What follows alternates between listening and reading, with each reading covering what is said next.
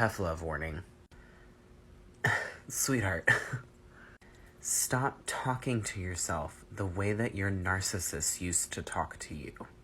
You've been sitting here for God knows how long, beating yourself up for the fact you even got into this in the first place.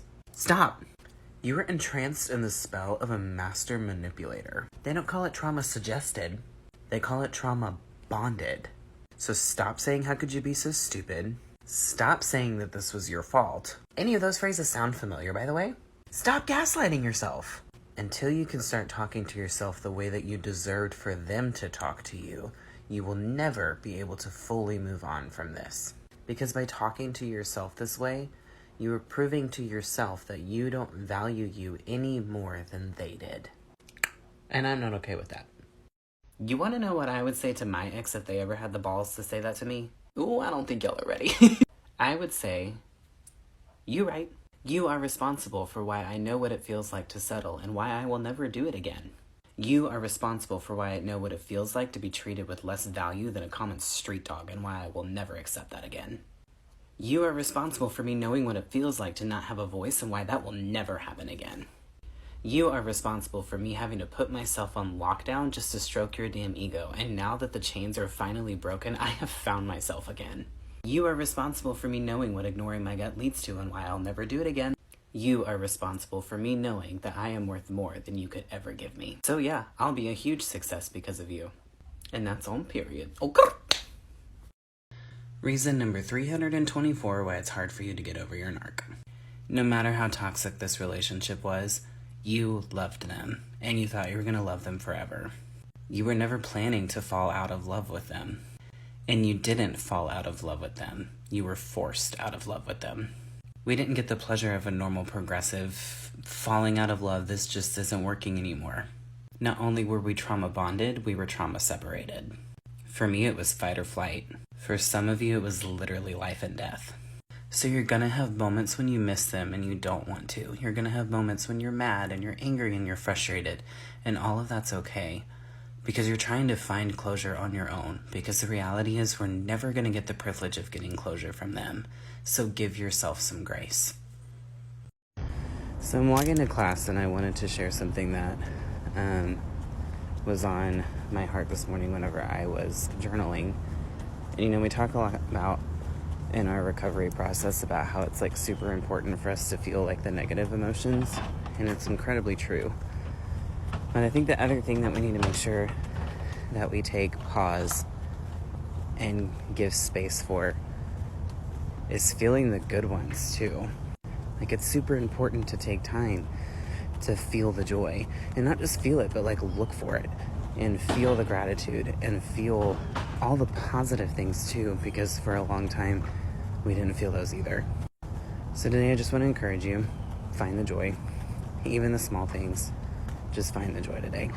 Here's what people don't understand about getting out of an abusive relationship. Most of the time, the issue is not that people aren't over them. Quite frankly, most of us despise our ex. Like, vomit in your mouth a little, despise them. The issue is, we were traumatized by them. The oversharing, the obsessively thinking, the not being able to get over it, you know, everything that annoys people, these are trauma responses, sweetheart. It doesn't have anything to do with the fact that people aren't over them. It has everything to do with the fact they haven't gotten over the trauma their abusive ex caused. So before you try to change someone's life with the very original phrase, just get over it already, be grateful that you have no idea what we're going through. And we love that for you. Let's talk about what to do with mutual friends after you leave a narcissist or toxic person. Specifically the ones that want to stay friends with them. Your friends want to stay friends with them usually for one of two reasons. One, they are still spellbound by the facade and don't know who this person actually is. We'll talk about them in another video. But let's talk about the ones that do know who this person is. I'm talking about the ones that actually maybe saw the abuse, or you confided in them during the relationship or afterwards, and they truly believe you and they still want to stay friends with them because they want to take this "I'm Switzerland" attitude. No, sweetheart, that doesn't exist. You want to know what I did? If they chose to be friends with the abusers, like actual friends with them, you indirectly are choosing to not be friends with me. Because that means they're one of two things, either a flying monkey in disguise, or they are just so non-confrontational that they will choose the abuser over me. In this instance, you're either for me or against me, sweetheart. And quite frankly, I don't like what it says about you that if you want someone like that as a part of your life. Beware of those people. The narcissist lost control of you, so the only thing left for them to do is to control everyone's perception of you. This behavior is called the smear campaign, and it can be extremely effective. They will tell everyone that you're crazy, they'll make up lies about you, false accusations, and people who only know their false image and not the abusive side will tend to believe them. And when they go parading lies about you, it can be very hurtful.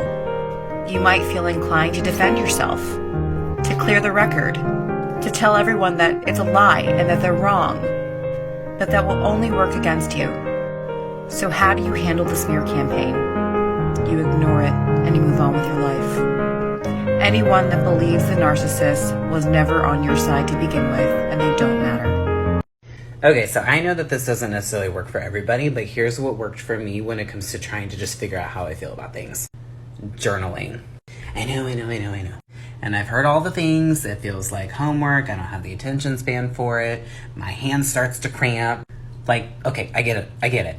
If you don't like the task of sitting down with a pen and paper and journaling, pull out the notes app on your phone and just start writing out how you feel in that moment. I do this all the time. I just did it this morning, actually. And sometimes you know that you feel a certain way about something, but you can't put a word to it until you start actually putting words to how you feel. And then you'd be surprised at what comes up. Because once you figure out where you're at with something, then you can figure out how to move forward from it. Because we don't avoid our feelings, we work through them. The first time I ever stood up to my narcissist, ooh, that went over well. He was being irate with me and he pulled this classic, well, I have an attitude with you because you have an attitude. I probably heard that once a week. It was really the first time that I didn't respond with tenderness and an apologetic behavior. It was very much, I don't have an attitude. I could see it on his face. He was literally dumbfounded. It was shocking to him because it was truly the first time I stood up for myself and said, I am not accepting your behavior today. I never raised my voice to him, but I was very matter of the fact. I don't have an attitude. I know when I do. And even if I did have an attitude, do you think talking to me this way is going to resolve anything?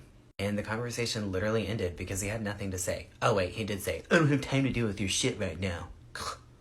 And that's a pretty typical response when you call him out. I ended up breaking up with him about 6 weeks later. See, he knew he started to lose control of me, so his behaviors got way worse and he sabotaged the relationship. So at first when I found out, I did not say anything to him, and I just used it as the closure that I needed to not go back. But I really, really struggled with the fact that, he didn't know that I knew, and I just wanted him to know that he didn't get away with it.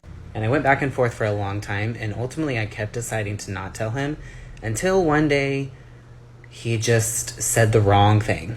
And I reacted and I sent him the screenshots that I had. And, of course, per the usual, he denied it. Denied every part of it. They're never, ever going to admit it. Especially if you didn't just, straight up catch them red-handed. They're never going to admit it. But by him not admitting it, it was even still further closure that this person was not the right person for me.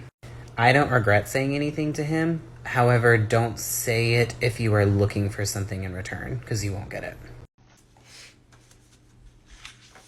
So this is 4 months after the breakup and 1 month before I went no contact. So he texted me last night at 1:45. I didn't respond until this morning, but I'm sitting here waiting for him to respond and checking to see if he read my text. I think it's because it just makes me wonder what he's up to and what he was doing last night. But I need to remember I'm strong enough to remember it really doesn't matter. What he does no longer concerns me or my life, and I'm free of his toxicity. It's okay to miss the fun times because those were the highs and the parts that kept me going. It's a hope that I held on to. But remember why you left. He's a liar. He's a classic narcissist. His soul is ugly, and he didn't and doesn't deserve you, and he even knows that. He had you scared for your safety, and you should never have felt that. You're not reminding yourself this to bring yourself bitterness or hurt back into your heart, but to remind yourself of your worth. That was when I really started to turn the corner. I went no contact 4 weeks later, and I never once broke it.